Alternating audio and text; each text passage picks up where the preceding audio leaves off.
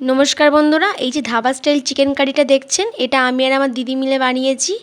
এই রেসিপিটা মায়ের বানানোর কথা ছিল, কিন্তু মা হঠাৎ অসুস্থ হয়ে পড়ায় তাই বানাতে পারেনি। আর আজকে যেহেতু বাড়িতে অতিথি আসার কথা আছে, তাই রেসিপিটা আপনাদের সাথে শেয়ার করলাম। প্লিজ ভিডিওটা শেষ পর্যন্ত দেখবেন। এই রেসিপিটা বানানোর জন্য যে সমস্ত উপকরণ লাগবে সেগুলো আমি একটা প্লেটের মধ্যে করে সাজিয়ে নিয়েছি আদা, রসুন, পেঁয়াজ, কাঁচা লঙ্কা, শুকনো লঙ্কা, লেবু, লাল লঙ্কার গুঁড়ো, গোটা গরম মশলা ও টক দই। যেহেতু এই রেসিপিতে আমি কোনো আলু ব্যবহার করব না, কারণ যেহেতু এটা ধাবা স্টাইল চিকেন হবে। আদা, রসুন, কাঁচা লঙ্কা, শুকনো লঙ্কাটাকে আমি একসাথে পেস্ট করে নেব।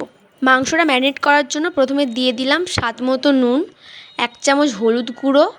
আমি এর মধ্যে রং হওয়ার জন্য কাশ্মীরি লঙ্কার গুঁড়ো ব্যবহার করব, তাই ঝাল হওয়ার জন্য আমি লাল লঙ্কার গুঁড়ো ব্যবহার করব না। দিয়ে দেবো একটু লেবুর রস, যাতে চিকেনটা না ভেঙে যায় কষার সময়। এবার আমি এর মধ্যে দিয়ে দেবো আদা, রসুন, কাঁচা লঙ্কা, শুকনো লঙ্কার পেস্টটাকে।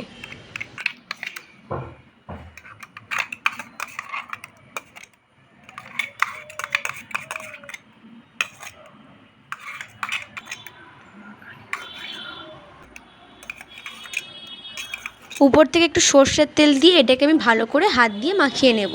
এই যে লেবুর রসটা ব্যবহার করলাম, লেবুর রস তারাও বিশেষ করে ব্যবহার করবেন যারা দূরে কোথাও নিয়ে যেতে চান তরকারিটাকে।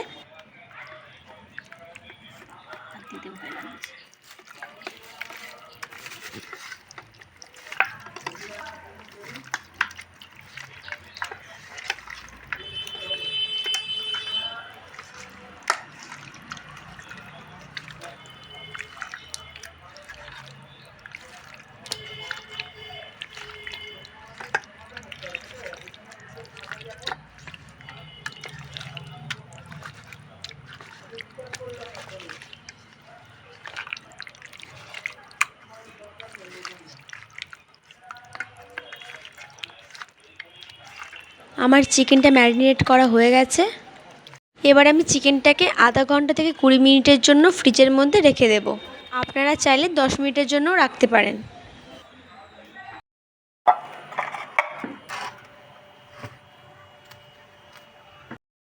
আমি ধাবা স্টাইল চিকেনটাকে বানানোর জন্য পেঁয়াজগুলোকে কেটে নেব।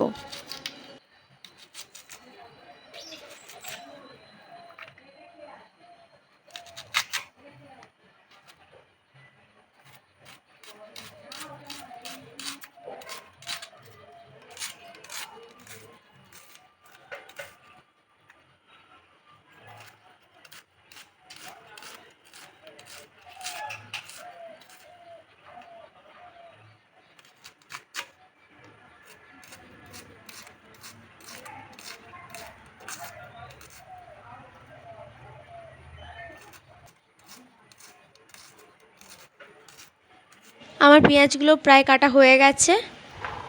আমি যেহেতু চিকেনের রেসিপিতে গোটা গরম মশলা বেটে ব্যবহার করব, তাই গরম মশলাগুলোকে বেটে নেব।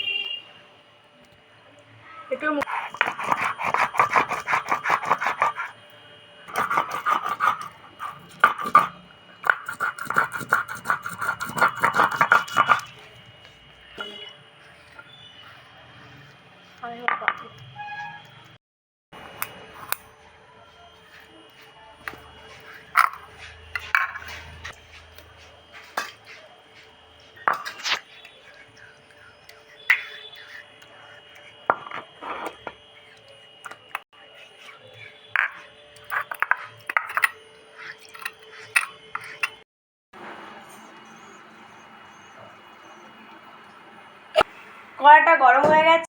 গরম মশলা, কেটে রাখা পেঁয়াজগুলো দিয়ে দিচ্ছি।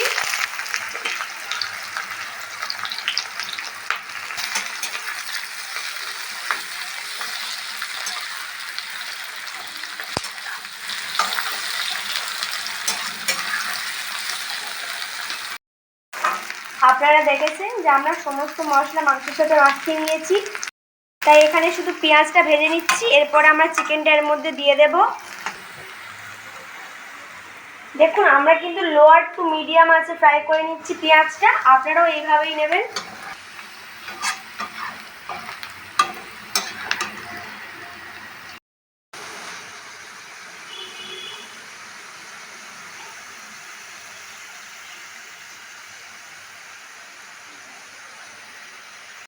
দেখুন পেঁয়াজটা ভাজা হয়ে গেছে, এবার ম্যারিনেট করা চিকেনটাকে দিয়ে দেব।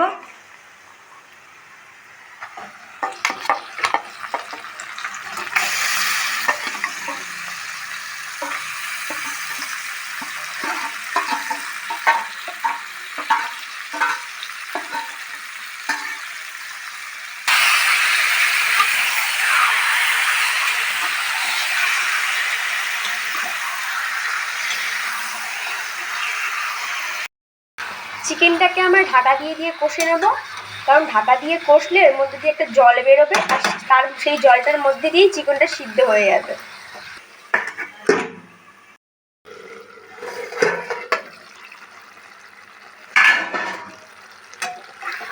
দেখুন কতটা জল উঠেছে, এর মধ্যেই কিন্তু পুরো চিকেনটা সিদ্ধ হয়ে যাবে।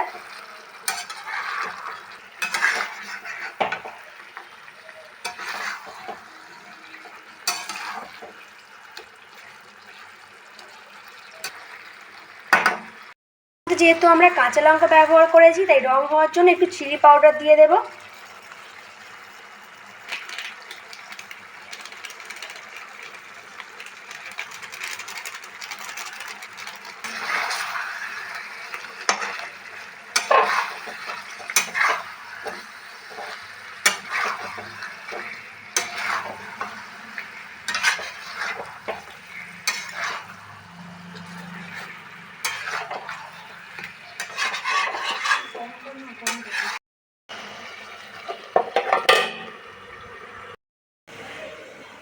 এবার আমরা টক দইটাকে ফাটিয়ে নেব।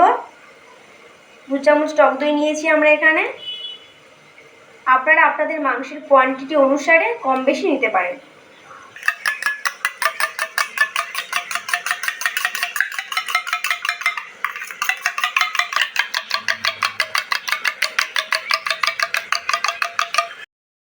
আবারও খুলে নেড়ে নেব। দেখুন কত সুন্দর রং এসছে, দেখুন তেলও ছেড়ে দিয়েছে।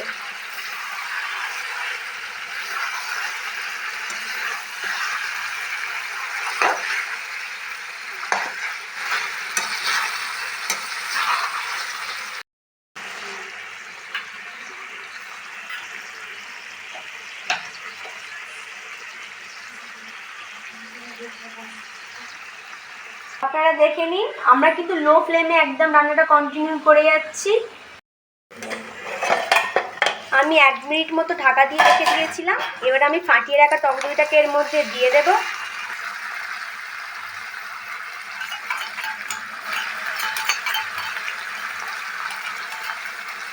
আপনারা যারা কোথাও ট্রাভেল করে যান, তারা চাইলে এই চিকেন রেসিপিটা বানিয়ে নিয়ে যেতে পারেন।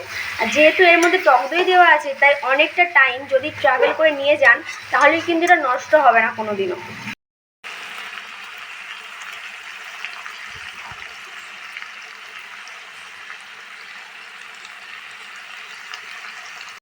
দেখছেন এই বাটিতে টক দই ছিল, তাই আমরা একটু জল দিয়ে নিয়েছি। আর এই যে গরম মশলা ধোয়ার সময় যে একটু জল ছিল, সেই দুটোকে একসাথে মিক্স করে নিলাম।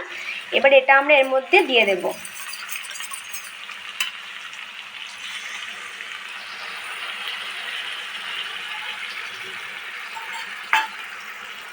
আপনারা অনেকেই আছেন যারা মাংস ম্যারিনেট করার সময় দই ব্যবহার করে, কিন্তু আপনারা একবার এইভাবে এই রেসিপিটা ট্রাই করে দেখবেন। আমরা যেভাবে দইটা দিলাম এইভাবে দইটা দেবেন, দেখবেন এর দুটোর স্বাদই আলাদা।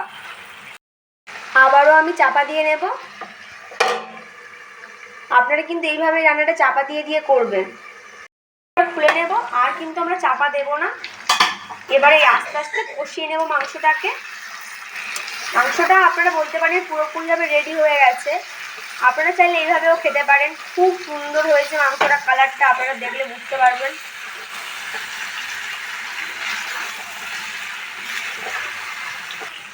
ছোট বাটি 1/2 বাটি জল ব্যবহার করছি আমরা এর মধ্যে। একদম অল্প পরিমাণে জল দিলাম।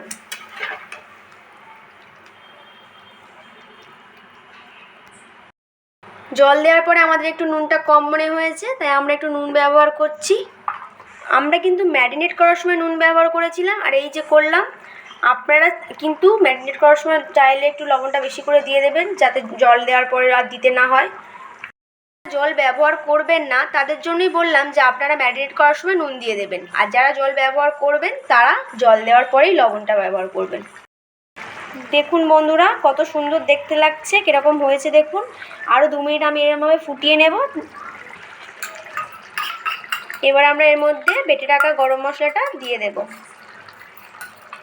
অনেকে পাতা গরম মশলা ব্যবহার করেন, আমরাও করি, তবে বাটা গরম মশলাতে স্বাদ অনেক ভালো হয়।